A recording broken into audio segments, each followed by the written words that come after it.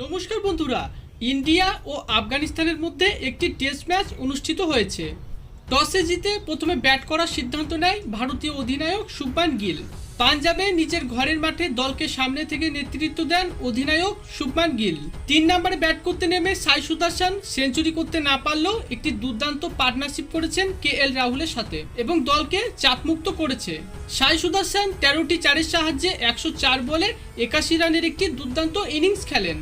প্রথম দিনের শেষ ভাগে দুর্দান্ত বিস্ফোরক ব্যাট করেন ঋষভ পান্ত। ওডিআই মেজাজে তিনি ব্যাট করতে থাকেন।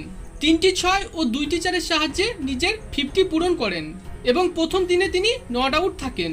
আফগানিস্তানের বিপক্ষে ওপেনিং করতে নেমে যশস্বী জয়সওয়াল নিজেকে ঠিকভাবে মেলে ধরতে পারেনি। তিনি ইনিংসটা বড় করতে পারেনি।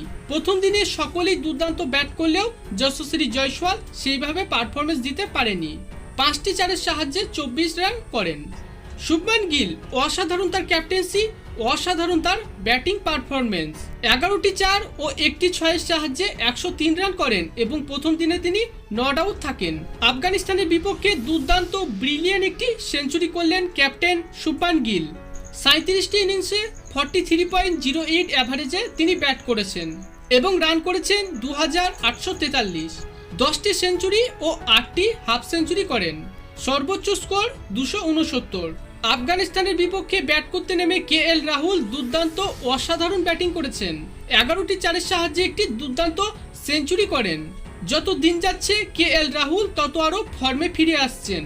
অন্যদের ক্ষেত্রে বয়স বাড়ার সাথে সাথে তারা ভালো পারফরমেন্স দিতে পারে না, কিন্তু KL রাহুল যত দিন যাচ্ছে তিনি আরও ভালো পারফরমেন্স দিচ্ছে। এবছর IPL-এও তিনি দুর্দান্ত পারফরমেন্স করেছিলেন। আফগানিস্তানের বিপক্ষে টেস্টে তাকে সহ অধিনায়ক করা হয়েছে। ইন্ডিয়া ও আফগানিস্তানের মধ্যে অনুষ্ঠিত টেস্ট ম্যাচে ইন্ডিয়ার 90% চান্স রয়েছে এই ম্যাচ জেতার।